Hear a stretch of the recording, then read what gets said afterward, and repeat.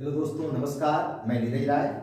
दोस्तों, आज 8वीं अनुसूची में जो 22 भाषाएं हैं, एक ऐसा ट्रिक आपको बताएंगे कि तुरंत ही आपको याद हो जाएंगी। बहुत बार याद करने में आपको समस्या हुई होगी, लेकिन ख्याल करिएगा कि एक ऐसा ट्रिक होगा जिससे आपको तुरंत ही याद हो जाएंगे। ठीक है दोस्तों, 8वीं अनुसूची में 22 भाषाएं हैं। हमको पता है जब संविधान लागू हुआ 26 जनवरी 1950 को तो 14 भाषाएं थी।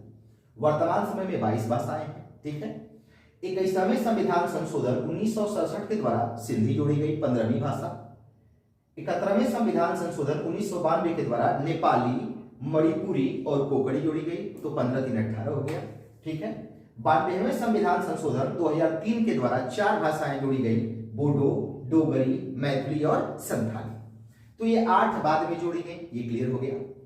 अब जो 14 भाषाएं हैं ये 8 बाद में जोड़ी गई, सिंधी, नेपाली, मणिपुरी, कोंकणी, बोडो, डोगरी, मैथिली और संथाली। ठीक है, अब 14 जो भाषाएं हैं पहले, यदि उसको एक क्रम से हम याद कर लें तो पूरी की पूरी भाषाएं याद हो जाएंगी। ठीक है, जैसे इन 14 को मैंने एक क्रम बना दिया है, ए बी सी।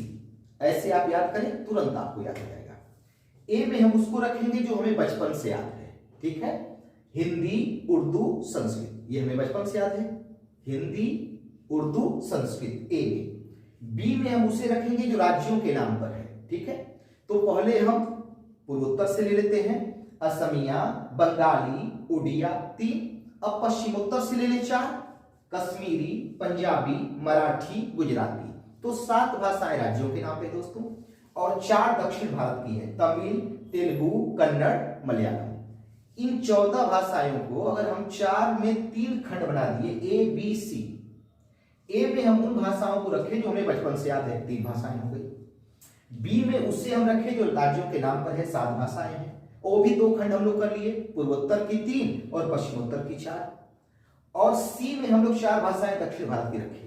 तो ये 3 क्रम यदि अपने दिमाग में आप बैठाएं तो तुरंत 14 भाषा आपको याद हो जाएगी। लेकिन अगर इसको हम मिलाकर एक साथ लिख दें कि कन्नड़ के बाद संस्कृत लिख दें, कश्मीरी के बाद हिंदी, तो ये आपको याद नहीं होगी। लेकिन अगर ए बी सी 3 क्रम आप बना ले और देखें कि ए जो बचपन से हमें याद है, हिंदी, उर्दू और संस्कृत। बी में कर लें जो राज्यों के नाम पर है, असमिया, बंगाली, उड़िया, ये पूर्वोत्तर का 3 राज्य हो गया, 3 भाषा हो गई। कश्मीरी, पंजाबी, मराठी, गुजराती, ये पश्चिमोत्तर से 4 हो गई, तो 4 3 7। और दक्षिण भारत की 4 भाषाएं तो सबको पता है, तमिल, तेलुगु, कन्नड़ और मलयालम। ये 14 याद हो गई और ये बाद में जोड़ी गई। तो है ना आसान ट्रिक, अगर ऐसे करके याद करेंगे तो आपको जल्दी से याद हो जाएगा। ठीक है दोस्तों, धन्यवाद।